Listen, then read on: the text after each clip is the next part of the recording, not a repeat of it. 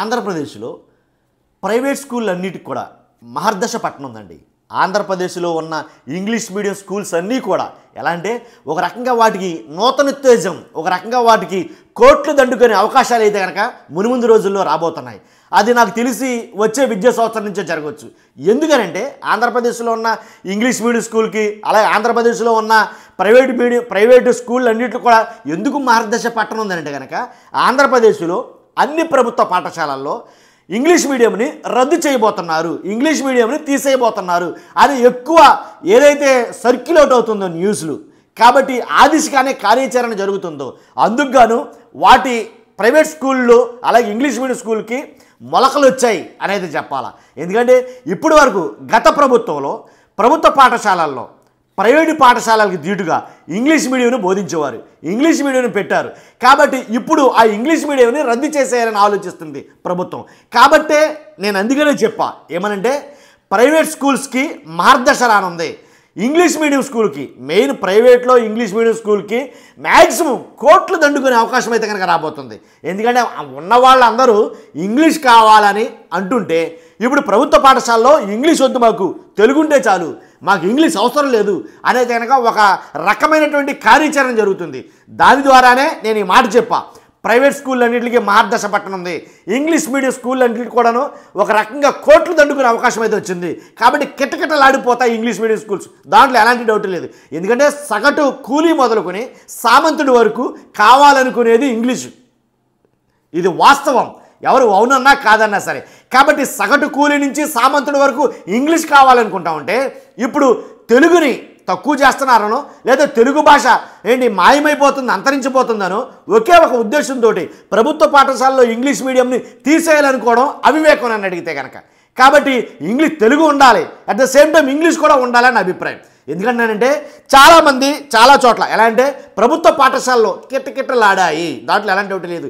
English medium ఎప్పుడైతే ప్రభుత్వ పాఠశాలలో ప్రవేశపెట్టారో, ఏదైతే జీవో 85 తీసుకొచ్చి మరీ ఇంగ్లీష్ మీడియంని అక్కడ బోధించారో, ఎప్పుడైతే ఇంగ్లీష్ మీడియం ప్రవేశపెట్టారో, అది అంతేకాదు ఇంగ్లీష్ మీడియం ఒకటే కదండి, టోఫెల్ కానీ బైజూస్ కంటెంట్ కానీ ఇలాంటి కొత్త కొత్త ఏదైతే విధానాలు ఉన్నాయో చదువుకి సంబంధించిన అన్ని అంశాల గురించి కొన్ని వేల కోట్లు ఖర్చు పెట్టి ప్రభుత్వ పాఠశాలలో ఇంగ్లీష్ మీడియంని అన్ని రకాల సిలబస్ని ఏర్పాటు చేయడం ద్వారా చెప్పడం ద్వారా మంచి పిల్లల్లో ఒక ఇంగ్లీష్ మీద ఒక సమగ్ర అవగాహన అనేది ఏర్పడింది.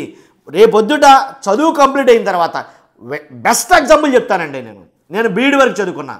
నేను నా సర్టిఫికేట్ తీసుకుని వెళ్ళి ఏదైనా స్కూల్లో ఉద్యోగానికి అడిగితే కనుక వాళ్ళు అడిగే మొట్టమొదటి ప్రశ్న ఏంటి చెప్పమంటారా? మీకు ఇంగ్లీష్ ఫుల్ ఫ్లెడ్జ్డ్గా వచ్చా అని అడుగుతారు. నాకు రాదు. నేను చదువుకున్నది అన్నీ గవర్నమెంట్ స్కూల్లోనే కదా, ప్రభుత్వ పాఠశాలలోనే కదా, నాకు ఇంగ్లీష్ రాదు సరిగా. కాకపోతే వాళ్ళకి కావాల్సిందండి ఫుల్ ఫ్లెడ్జ్డ్గా ఫుల్ ఫ్లూయెన్సీ ఇంగ్లీష్ కావాలన్నారు వాళ్ళు. అది మనకు రాదాయే, చదివిందేమో బీఈడి దాకా, మరి ఎక్కడి నుంచి వచ్చేస్తుంది? రాదు కదా. కానీ నాలాంటి పరిస్థితి పిల్లలకు కలగకూడదని బయట ప్రపంచంలోకి వెళ్తే కనుక సర్టిఫికెట్లు చేతితో పట్టుకుని బయటకు ఉద్యోగాలకు వెళ్తే కనుక ఎక్కువగా అడిగే ప్రశ్న ఏదైనా ఉందంటే కనుక నీకు ఫుల్ ఫ్లూయెంట్గా ఇంగ్లీష్ వచ్చా? రాదయ్యా, రాదు. ఎండాకాలం వానాకాలం చదువులు లాంటివి అంటే ఎక్కడ వచ్చేస్తుంది ఇంగ్లీషే లేదు కదా. అసలు ఇంగ్లీష్ మీడియం ఎక్కడి నుంచి వచ్చింది? లేదుగా. మరి లేనప్పుడు ఇంగ్లీష్ ఎలా వస్తుంది? మాట్లాడాలంటే ఇంగ్లీషు, రాయాలంటే ఇంగ్లీష్, ఏది చేయాలనే ఇంగ్లీష్ తోటే ఆధారపడింది బయట సొసైటీలో. కాబట్టి చెప్పడానికి మైక్ ఉంది కదా అని చెప్పేసి చెప్తే ఎన్నైనా చెప్పొచ్చు. యాక్చువల్గా నేను ఒక కవిని వాస్తవానికి అయితే కనుక నా వాట్సాప్ దాని మీద ఉంటుంది, కొట్టుకుపోతున్న అమ్మ భాషకు ఆనకట్టం నేను నా దాని మీద రాసి ఉంటుంది నా వాట్సాప్ ఎవరైనా చూస్తే కనుక. కాకపోతే అంతే ఇంపార్టెన్స్ నేను ఇంగ్లీష్కి ఇవ్వాలంటాను వాస్తవంగా. ఎందుకంటే బయట బతకడానికి బ్రతుకు తెరువుకి ఇంగ్లీష్ అవసరం. భాషని కాపాడుకోవాలి, తెలుగుని కాదని అంటలా, తెలుగుకి నేనేం విరుద్ధమేం కాదు, చెప్తానుగా కవినయ్యుండి నేను మాట్లాడే మాటలు. కాబట్టి 100% ఇంగ్లీష్ మీడియం అనేది రద్దు చేయడం మమ్మాటికి తప్పని చాలామంది మాట్లాడుతున్నారు. ఎందుకంటే ఇంగ్లీష్ మీడియం ఉన్న స్కూళ్ళు ఎత్తుక్కుంటూ వెళ్ళి ఏ సామాన్యులు కూడా జాయిన్ చేసిన సందర్భాలు ఉన్నాయి. ఇంగ్లీష్ మీడియం కోసం కొన్ని లక్షలు ఖర్చు పెడుతున్నారు. అంతేవిధంగా ఇంగ్లీష్ మీడియం స్కూళ్ళు కోట్లు దండుకుంటున్నాయి ఇంగ్లీష్ మీడియం ఉన్నదన్న ఒకే ఒక నెపంతో. ఇప్పుడు మీరు అదే ఇంగ్లీష్ మీడియంని ప్రభుత్వ పాఠశాలలోంచి రద్దు తీసేస్తారు అని అనుకుందాం. ఒకవేళ తీసేశారని అనుకోండి, ప్రైవేట్ పాఠశాలలకి ఇంగ్లీష్ మీడియం బోధిస్తున్న ప్రైవేట్ పాఠశాలలకి మార్గదర్శ పడుతుంది, దాంట్లో ఎలాంటి డౌట్ లేదు. అక్కడ చదివించేదేంటి బోడి, వాళ్ళు చెప్పే ఇంగ్లీషు ప్రభుత్వ పాఠశాలలో కూడా చెప్తున్నారు కదా, అదే ఇంగ్లీష్ ఇక్కడ కూడా ఉందిగా, కాబట్టి ఇక్కడ జాయిన్ చేద్దాం అని అయితే కనుక చాలామంది ఆ ఇంగ్లీషు అక్కడ ఉన్న ఇంగ్లీష్ మీడియమే ప్రభుత్వ పాఠశాలలో ఉందని చాలామంది ఇక్కడ జాయిన్ చేసిన సందర్భాలు అయితే ఉన్నాయి. చాలామంది వక్తలు, మేధావులు, పెద్ద పెద్ద పండితులు మాట్లాడిన మాటలు నేను చాలా మటుకు విన్నానండి. ఎలా అంటే మండలి బుద్ధ ప్రసాద్ గారు ఆయన మాట్లాడిన వీడియో నేను విన్నాను. నేను ఒకటే అడుగుతా, ఆయన కుమారులు ఎవరైతే ఉన్నారో వాళ్ళకి, ఆయనకి అబ్బాయిలు కానీ అమ్మాయిలు కానీ ఎవరైతే ఉన్నారో వాళ్ళ పిల్లలు ఎక్కడ చదువుతున్నారు, ఒకటే మాట. చాలామంది వక్తలు మాట్లాడారు, ఉపాధ్యాయులట, పెద్ద పెద్ద ఉపాధ్యాయులట చాలామంది మాట్లాడారు. వాళ్ళతోటి నేను సరితోగను. కానీ వాళ్ళకి నాది ఒక ప్రశ్న ఏంటంటే, పెద్ద పెద్ద వక్తలు, పండితులు, పెద్ద పెద్ద రాజకీయ నాయకులు అనిపించుకునే మీరంతా మీ పిల్లలు ఎక్కడ చదువుతున్నారు? చదివితే ఇంగ్లీష్ మీడియమే కదా, లేదు చదవట్లేదు, ఇంగ్లీష్ మీడియం స్కూల్లో చదువుతున్నారు. కానీ ప్రభుత్వ పాఠశాలలో మాట్లాడిన ఏ పెద్ద మనిషి పిల్లవాడైనా సరే ప్రభుత్వ పాఠశాలలో చదువుతున్నాడా? ఒక్కసారి కోచింగ్ చేస్తున్నాను నేను. కాబట్టి చెప్పడానికి ఏముందండి, ఎదటోడి చెప్పడానికి నీతులు సవాళ్ళ వచ్చేస్తాయి మనకి, మనం ఆలు కదగా ఎన్నైనా చెప్పేయచ్చు. అబ్బాయి తెలుగు ముద్దు, ఇంగ్లీష్ వద్దంటే అక్కడ సంక్రాంతిపోతున్నామా బయటికి వెళ్ళిన తర్వాత. ఏది ఆ ఇంగ్లీష్ లేకపోతే కనీసం స్కూల్లో, ప్రైవేట్ స్కూల్లో చెప్పడానికి ఓ 10-15 ఇస్తాడు కదా అని ప్రైవేట్ స్కూల్లో బీఈడీ చదువుకున్న వాళ్ళు లక్షల మంది ఉన్నారు నాబోటోళ్ళు.